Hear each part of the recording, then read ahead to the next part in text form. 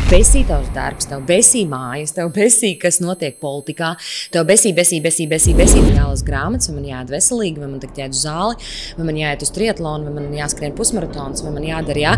Kas šitai pasaulē nav kārtībā? Viens čāls, viņam bija atnācis tā kā īres līguma, īres rēķins par īru. Viņš vienkārši uzspieda tā kā datorā e-pastā, tā kā delete. Jā.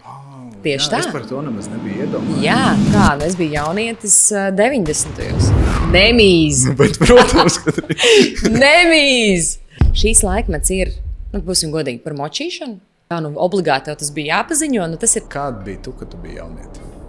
Es esmu arī vecākiem prasījusi, kā jums, kā jums likās, ok, jā, bet tu tik ļoti pārliecinoši pārdevi to ideju. Kad tu pēdējo reizi biji patiesi laimīga?